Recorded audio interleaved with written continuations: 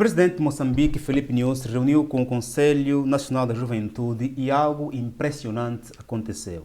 A nível também da África, a Somália e a Etiópia chegaram a um acordo em relação ao porto da Somalilândia, graças aos esforços do Sr. Erdogan, presidente da Turquia. Fica aqui para melhor perceber esse problema que é muito sério para a África. E por último, está a circular um vídeo que mostra haver um armazém, se não mesmo uma fábrica na Síria e que, segundo informações, pertence à família Bashar al-Assad. Ndingawenda Amanjange. Por favor, meu amigo, faça like.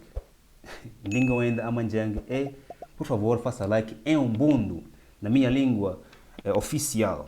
Vamos começar por Moçambique. Nada, pediu palavra. Muito obrigado, Sua Excelência. Eu vou resumir as minhas preocupações.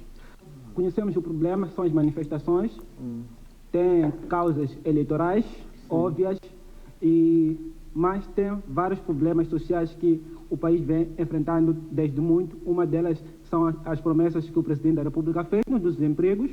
Nós sabemos que nos últimos anos conseguiu, em média, 200 mil empregos, não atingiu a meta dos 3 milhões de empregos que Sua Excelência havia nos prometido. Com muitas destruições, com muitos Covids, com muitos... Está a vir aí mais 11 quilômetros, vai para o norte. Mas você, como estudioso, sabe bem. Sim, eu já havia até conversado com o secretário do Estado. Uma vez entrevistei a ele para saber acerca das metas. Ele usou a mesma justificativa, apesar de que depois recebi uma chamada do seu assessor pedindo que eu não publicasse a matéria, mas publiquei. Aqui o jornalista levanta esse vídeo, vamos ver em pedaços para melhor compreendermos. Portanto, eu quero pedir aqui desculpa por estar a interromper imensas vezes o vídeo. Fala aqui dizer que o jornalista levanta 3 tópicos. Fala da promessa eleitoral do presidente, que prometeu de emprego e concedeu 200 mil empregos. Em relação a esse problema do desemprego das promessas eleitorais, vale dizer que os candidatos políticos, quando vão para a campanha eleitoral, eles têm a oportunidade de levar vários tipos de discurso. Porque você não sabe muito bem que existem discursos demagogos, populistas, normativos, positivistas, realistas, pessimistas. E o presidente pode escolher aquele discurso que melhor se encaixa com a sua ideologia política. Na sua maioria, os políticos misturam um pouco de normativismo e um pouco de demagogia. Só que quando você excede na demagogia, acabas por prometer 300 milhões de emprego, que é um exagero, acabas por prometer 200 mil. Portanto, também é um exagero. Portanto, depois acabas por te envergonhar se não vieres a tempo de justificar a inoperância. Aqui o presidente interrompeu a dizer que foi a Covid-19 e não só. Mas a Covid-19 só fustigou muito mais a África porque nos encontrou em falta de estruturas. Ok? Porque a Covid-19, aqueles países que tiveram internet e energia, as crianças estudaram em casa. As empresas trabalharam em home office. As indústrias funcionaram. Okay. Só parou aquele país que não tinha estruturas para lidar com a Covid-19. Okay? E tem mais, Moçambique e Angola, por exemplo, que são países muito importadores, sofreram muito mais porque lá fora houve baixa produção, porque havia também pouco consumo. Havia também pouco consumo de combustível, os aviões não circulavam, poucos caminhões circulavam, poucas fábricas funcionavam. Havia pouca procura pelo gás e pelo petróleo, razão pela qual os nossos países mais sofreram com Covid-19. Logo, se você não trabalhar agora na estrutura, na tua própria independência, vais sofrer quando algum problema surgir. Aqui o presidente de Moçambique justifica o desemprego pela Covid. Só que a Covid só nos fatigou muito, porque nós não tínhamos estruturas para lidarmos com a Covid-19.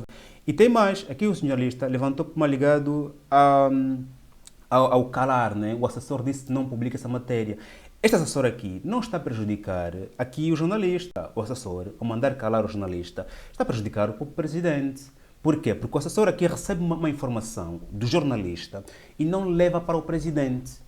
E o presidente não consegue ter acesso à informação real da economia para que ele possa fazer amanhã um discurso mais normativo ou um discurso mais positivista, do tipo, está a acontecer isso, discurso positivista, e faremos isso, discurso normativo, ok? Sem esta oportunidade de presidente receber informações da economia do jornalista, porque o jornalista aqui é o pilar fundamental para informar o Estado, ou o poder, e o povo, que também é o poder. Mas aqui, quando um assessor inibe o jornalista, está a prejudicar muito mais o seu chefe do que a população. Continuemos. Sua Excelência, o que nos preocupa neste momento é a paz. O meu assessor.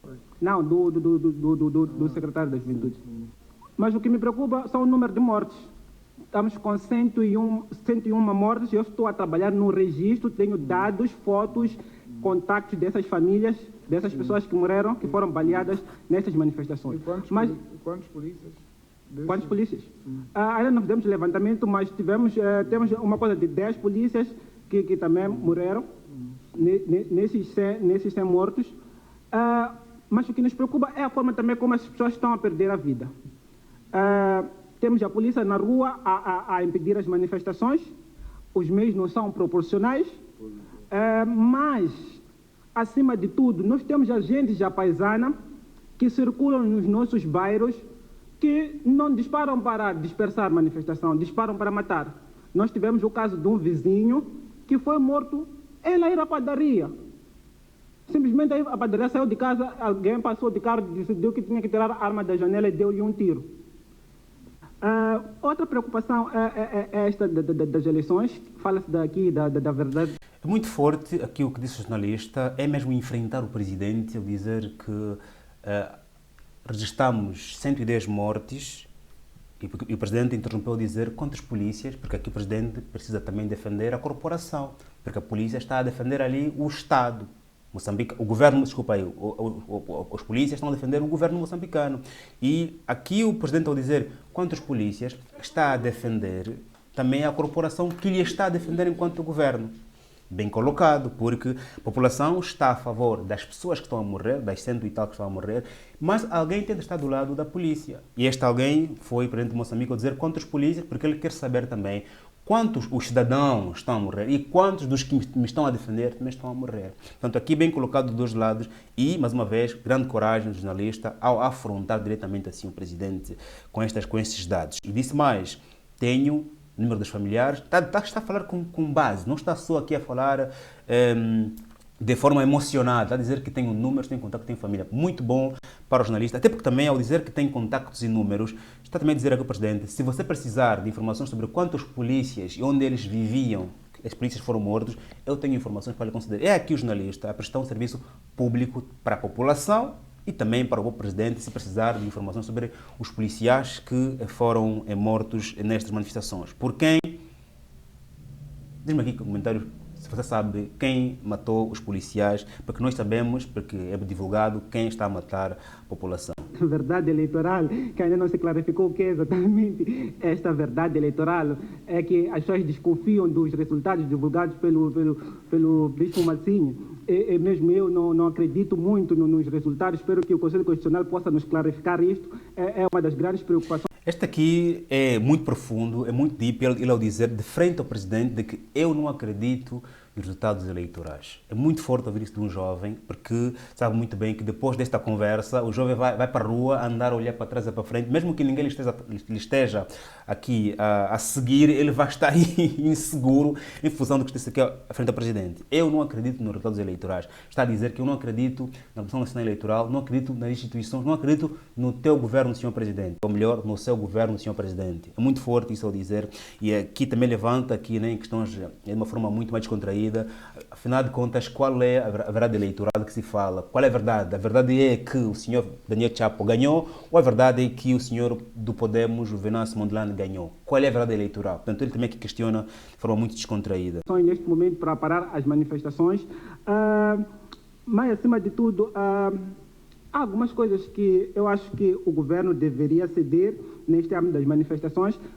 Alguns bairros, por exemplo, no meu bairro, eu estou no bairro Trevo, reclamou-se um campo que havia sido retirado à comunidade, mas a comunidade, antes de onde, decidiu destruir o muro de vedação que estava ali, porque já era uma propriedade privada, e recuperou-se o campo, e no domingo vamos ter uma partida de futebol. Convido meu amigo Bitoni para vir para esta partida de futebol. Eu também, você sabe que é a minha modalidade.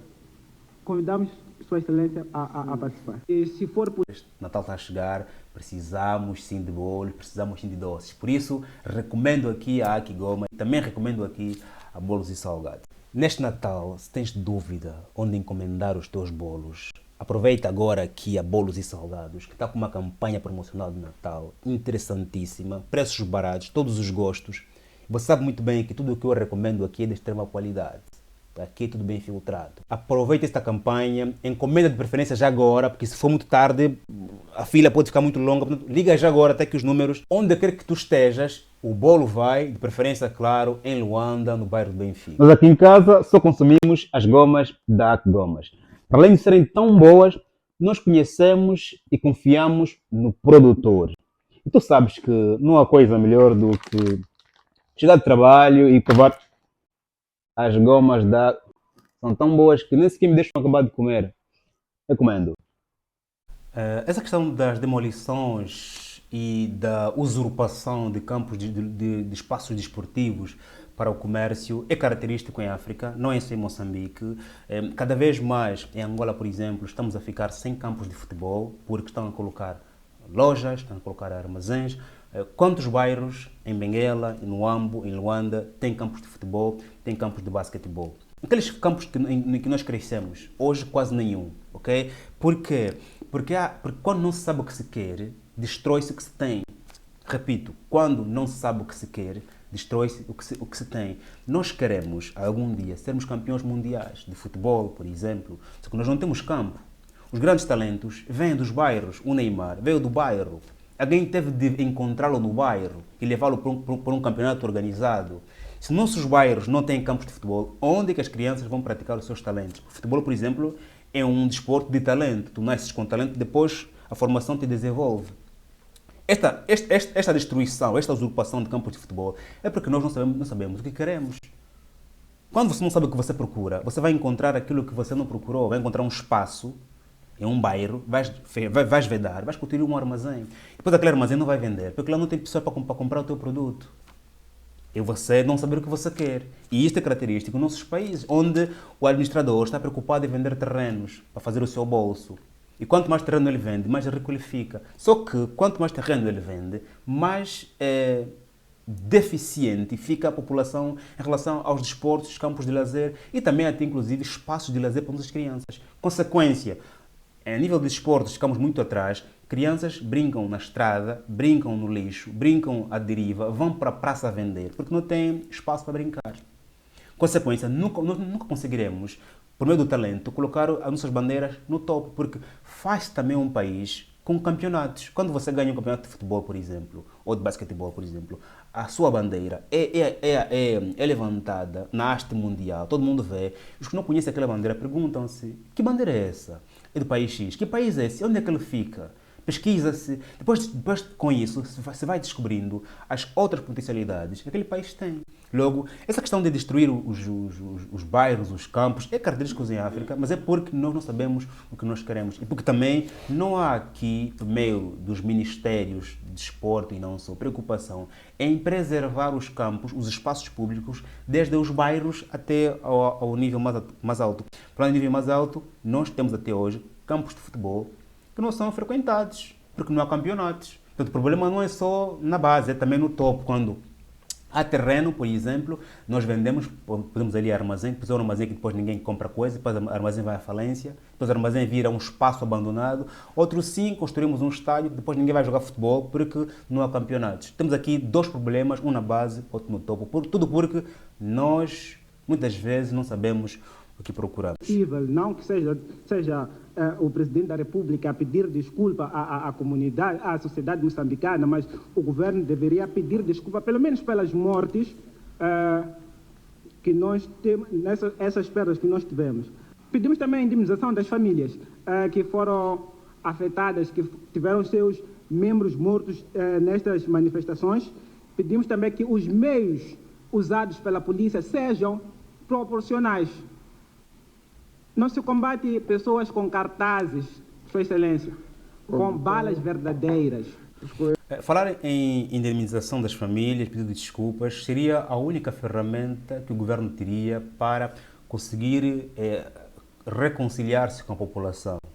No momento em que o Presidente da República dizer assim, peço desculpa por todas as famílias que perderam entes queridos, os policiais que se foram, os seus filhos têm indemnização, as famílias que perderam membros, né, têm indemnização, vai criar um espírito de coesão entre o governo e a população. Chama-se ato de de reconciliação nacional. Só, enquanto não se pedir desculpas, até era bom que viesse mesmo do presidente, porque o impacto é diferente. Enquanto não se pedir desculpas, é claro que isto nunca haverá uma reconciliação. Mas também tem uma questão ligada, muito séria, que se o presidente Filipe Nunes pedir desculpas agora, os que lhe estão a defender podem recuar um bocadinho. E se ele perder este apoio dos que lhe estão a defender, ou estão a defender, por exemplo, o poder ou o governo, fica sem esse lado de defesa. Razão pela qual não é muito seguro para o presidente Nunes pedir desculpas agora, porque vai agradar a população, mas pode não agradar quem lhe está a defender ou quem está a defender o governo. Perceber a questão? Por isso espero eu que quando isso terminar, toda esta confusão, quando os políticos se entenderem e acabar a manifestação, o presidente Filipe Nunes poderá vir dizer desculpas e indemnizar, já questiona-se se de facto vai indemnizar as famílias civis que perderam os seus familiares. Eu acho que o jornalista não acabou por falar tudo, porque depois aqui foi interrompido a sua intervenção pelo presidente de Moçambique, Filipe Nunes. Espero eu estar errado, mas o vídeo depois corta. Eu não sei se claramente foi interrompido ou se o vídeo terminou. Ponto. Somália e Etiópia conseguem um acordo sobre o negócio do porto da Somalilândia. O que está a acontecer, já falamos aqui imensas vezes sobre uma tensão política entre a Somália e a Etiópia. A Etiópia queria, por todos os custos, conseguir uma saída para o mar. A Etiópia é daqueles países que não têm acesso ao mar. E nós já falamos aqui também antes de ontem, de que a água poderá vir a ser o diamante, ou seja, o fator das guerras. Hoje, as guerras acontecem por causa do petróleo, do ferro, do cobalto, não só. No Congo há muita guerra por causa dos recursos naturais, essas commodities, mas a água também é uma commodity. Não só pelo efeito líquido, como também pelo efeito de transporte, de acesso a outros mundos. E a Etiópia, na voz do seu primeiro-ministro, o senhor Abiy Ahmed, queria que a Etiópia tivesse um acesso ao mar. Para conseguir isso, a Etiópia olhou para o seu vizinho Somália, que tem uma tensão com a Somalilândia. A Somalilândia é um estado da Somália, mas que declarou-se independente de forma unilateral em 91. E esse governo da Somalilândia, que por acaso realizou a eleição no mês passado, porque está em conflito com o governo da Somália, aqui a Etiópia aproveitou-se o quê? Realizar um negócio com a Somalilândia para que, feito esse negócio, para que, tendo acesso a um porto, exploração de um porto na Somalilândia, a Etiópia, pudesse reconhecer a Somalilândia como sendo um Estado independente. Porque pouquíssimos países reconheceram a Somalilândia como sendo um Estado independente. E quanto mais países vão reconhecendo, melhor para a Somalilândia, assim mais próximo de chegar à ONU, às Nações Unidas. Só que este acordo entre a Etiópia e a Somalilândia cria uma tensão política entre a Somália e a Etiópia. Então você vai é como se fosse a RDC querer negociar com Cabinda a independência a Angola. É como, por exemplo, aqui por causa de Moçambique, seria no Cabo Delgado, aqui, por exemplo, o Malawi ou a Tanzânia querer negociar uma independência do Cabo Delgado, por exemplo. Seria um grande escândalo, mas isso aqui aconteceu, está a acontecer aqui, se você olhar para o mapa, entre a Etiópia e a Somália. E este acordo foi celebrado entre a Etiópia e a Somália pelo senhor Erdogan, que concedeu aqui o acordo. Aconteceu na Turquia, e a grande questão é um problema que a União Africana não conseguiu resolver. A União Africana, que está na própria Etiópia, e a Etiópia que estava com tensão com a Somália, mas é aqui, em termos gerais, a União Africana a perder a oportunidade de conseguir um acordo entre estes países. O que é que se acordou? Que a Etiópia vai ter acesso ao porto na Somalilândia, mas com a anuência da Somália, e que a Somália vai acompanhar toda a exploração daquele porto de forma segura. Ou seja, tudo que a Etiópia for fazer naquele porto da Somalilândia, a Somália terá de ter conhecimento. Aqui o grande problema é que o presidente da Somalilândia, o senhor Muse Bihi Abdi, não foi convidado para esta reunião. Logo, não parece ser um acordo credível, porque o problema era entre a Etiópia, a Somália e a Somalilândia. E o acordo foi entre a Etiópia e a Somália. Faltou um interveniente, que é o senhor da Somalilândia. A razão pela qual não tenho aqui fé que de facto esse acordo vai funcionar nos próximos tempos. Ponto. Em relação ao que está a acontecer na Síria, vale dizer que está um vídeo a circular que mostra uma fábrica, digamos, e que dizem ser da família de Bashar al-Assad ou do regime Bashar al-Assad. Vale dizer que em qualquer país funciona em grande escala com a anuência também dos grandes. Se na Síria, esse sinal de era circulada, era enviada para todo o Médio Oriente, aqui, se lembra aqui para o mapa da Síria, Turquia, ia para o Iraque, ia para o Líbano, ia para o Israel, ia para o Irão, ia para as zonas de conflito, que é essa região toda aqui que circunda. Não há país algum onde é em massa e os governos não são envolvidos. Há sempre uma pessoa que está envolvida, que faz parte do governo.